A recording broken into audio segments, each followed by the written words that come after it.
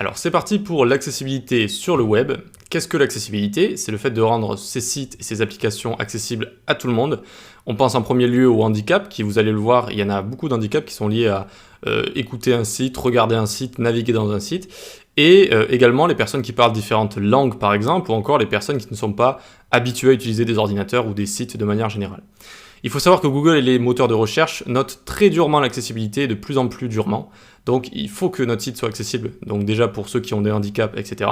Mais en plus, si votre site n'est pas accessible, eh bien il sera très mal noté, vous aurez beaucoup plus de mal à apparaître tout en haut des résultats de recherche. Voilà, alors à qui, quoi doit-on faire attention? J'ai fait une petite liste ici qui est non exhaustive parce qu'il y a vraiment beaucoup de choses. Donc il y a les personnes qui sont malvoyantes, qui sont atteintes de cécité, il y a les sourds et les malentendants également parce que des fois un site va avoir des bruits, quand on va par exemple remplir un formulaire, appuyer sur un bouton, ça va faire un certain bruit, quand il y a une erreur, etc. C'est assez rare sur les sites, mais ça existe quand même. Ensuite, on va voir les personnes âgées ou les personnes qui ne sont pas à l'aise avec Internet, un ordinateur. Pour nous, développeurs, ça peut être plutôt facile de manipuler tout ça, mais beaucoup de personnes ont du mal avec ça. Indiquer la langue d'un site, si je fais un site en polonais, indiquer à Google et au moteur de recherche que j'attends de recevoir sur mon site une majorité de personnes qui sont polonaises, d'accord? Et donc, il va pouvoir indexer suivant les recherches, etc. Donc, et mieux noter votre site. Il y a les personnes qui ont un trouble de l'attention, des troubles de l'attention, qui ont du mal à rester concentrés sur quelque chose, sur un livre, sur un site, à une conversation, etc. Donc on va éviter de faire des animations trop flashy qui vont un peu bouger partout. Ça peut les déconcentrer.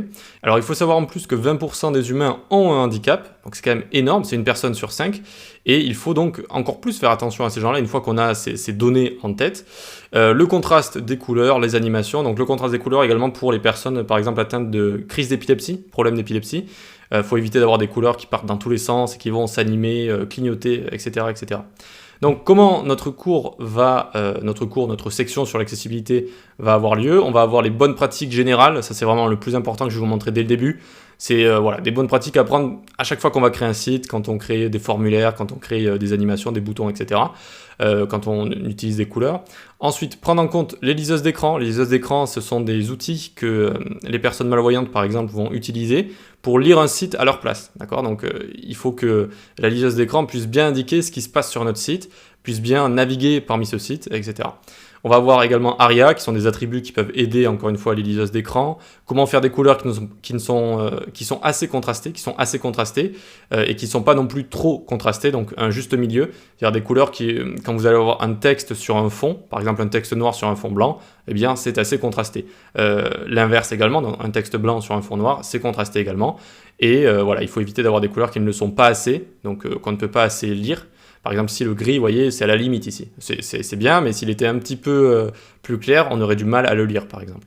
On verra comment faire un audit accessibilité avec la console qui nous propose ça directement. Donc, c'est-à-dire qu'on va créer un site, puis on va activer un outil, si vous voulez, qui va nous dire si on a des erreurs d'accessibilité ou pas.